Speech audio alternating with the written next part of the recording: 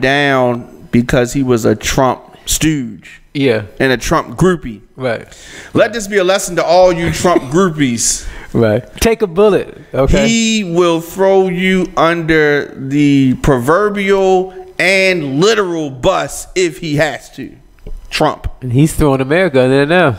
Yes. Right in front of your face. And they looking at him do it. Why don't you get rid of these Mexicans and deal with these black people? Does Putin have something on Trump? Yeah. Yeah. It feels like it. Yeah. It really feels like he has something on. That's why he won't say one word about it. Negative. So he's gonna go meet with him, and he's gonna be kissing his butt. You heard when he was talking about it seemed like they were going to recognize him taking over. Oh yeah. Mm. Yeah. That is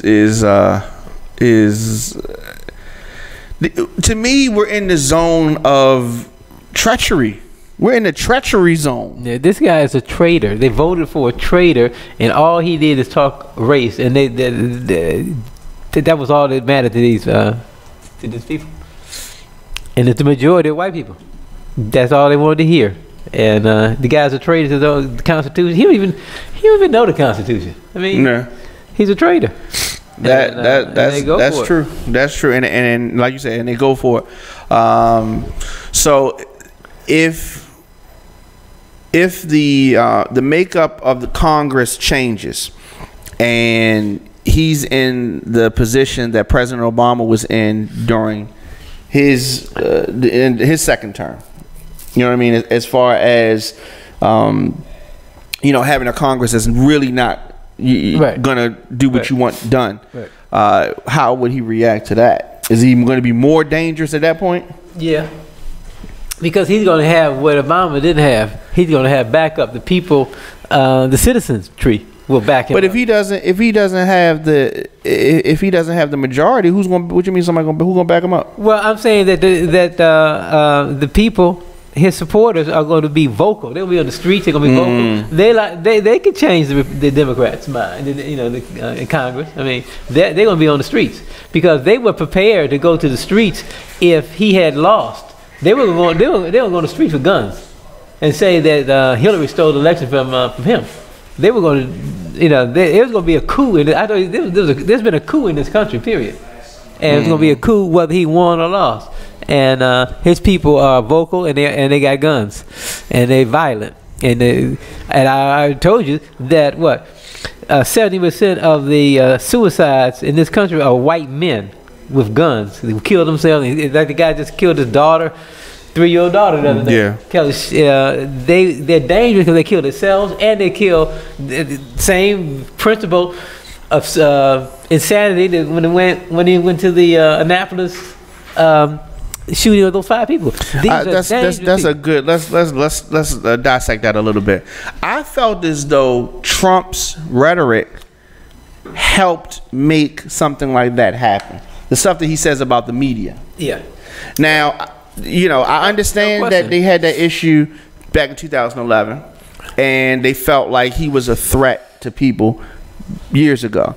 But he didn't do anything until you started hearing Trump talking about people, the media being the #1 enemy, and that kind of stuff. He had this issue with this paper and the people and the girl and all that kind of stuff, talking about this killer in Annapolis during President Obama's administration. But he just was talking about it. Trump gets in office and starts saying the things that he says and putting a battery in people's back that he does.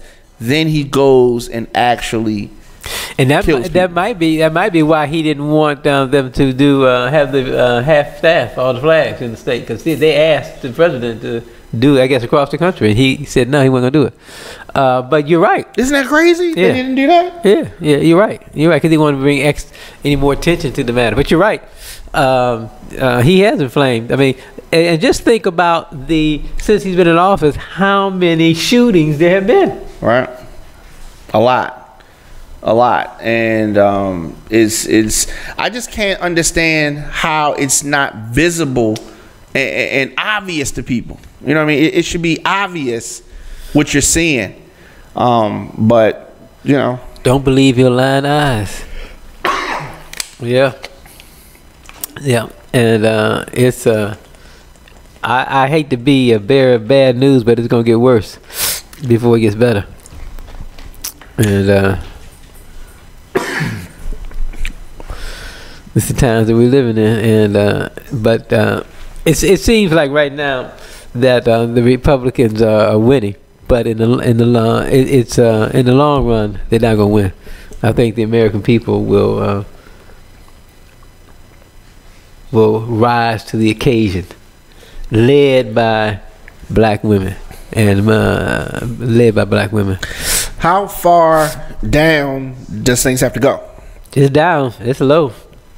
It's gonna have to get a little bit lower than this before November. A lot gonna happen before November, and to show you how low they are, just like in Alabama when they was trying to get Roy Moore in there. Black women had to come to the rescue, and it shows you. I don't care. He guy's a pedophile. I don't care what he is. Bring him in here, Republican. Put him in. Doesn't matter. No ethics. Because, but we have to be able to fight and fight smart, though. You know, we have to fight smart. And so by who's doing it right? Who's fighting smart? Well, the Democrats aren't, you know, in a collective manner aren't fighting. They don't even have a plan yet. You know, they think Maxine is the wrong. Maxine thinks they're wrong, and so there's no. Maxine is not wrong. No. Maxine is not wrong, and she hasn't said anything wrong other than if you see somebody in your establishment or out on the street from that administration, tell them how you feel. What's wrong with that? Right. You know, when Trump was talking about during the campaign, when he was talking about get that son of a bitch out of here, he was talking about members of the media that were opposing him. You know what I mean? And I think that goes back. She hasn't talked. Maxine hasn't talked about inciting anybody to hurt any conservative supporters. She's just saying let the politicians know how you feel. She didn't say, you know, I could see if she was talking about inciting some type of violence, but she's not. Well, I mean, of course, I mean, they just saying that against her because she's talking against him about impeachment. They were talking about trying to hurt her, talking about impeachment, you know? So, and we, as black men, have to stand up and defend her. You can't let them threaten a black woman. I don't care who it is. Right.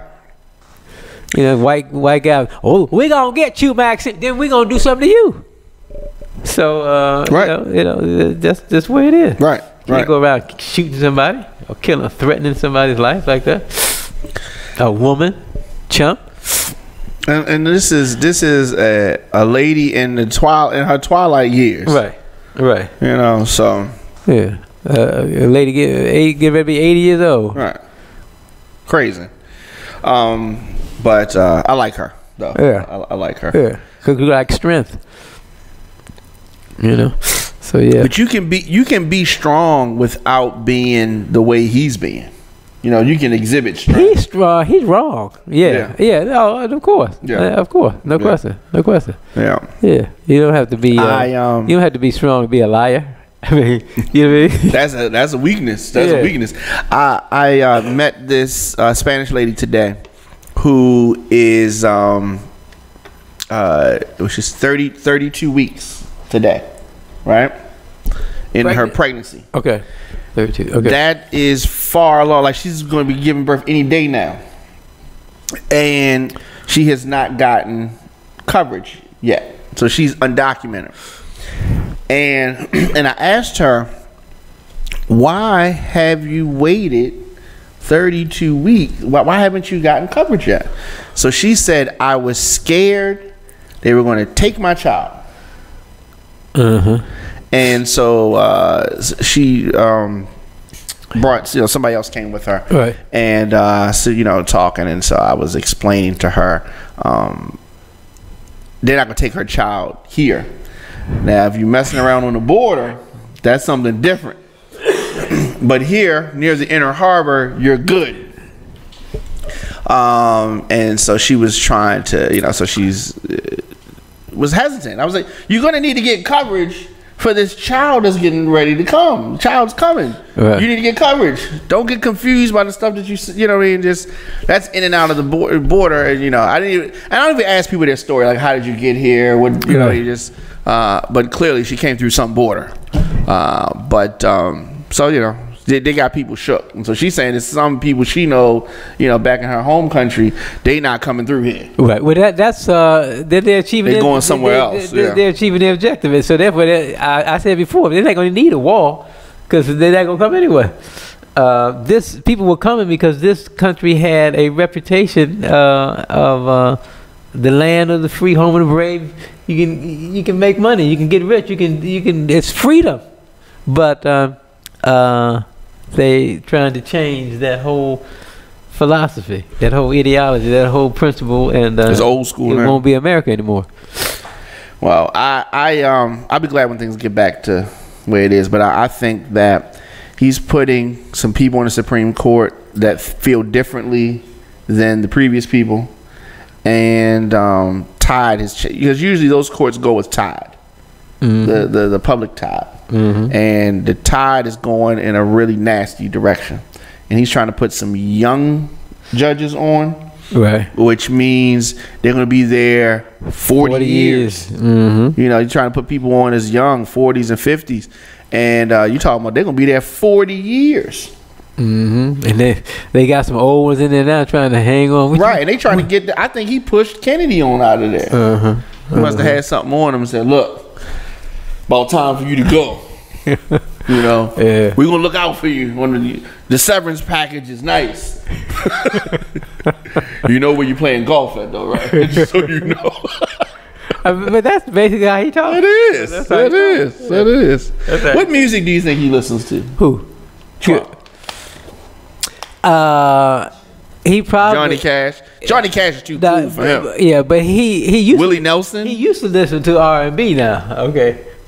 Back that's called rhythm and blues. Yes. No. Yeah, he used to. Like Whitney Houston? Yeah, he used to. So he shunned all that now. I'm sure. Yeah, he can't do it now. But that's what he like Frank Sinatra?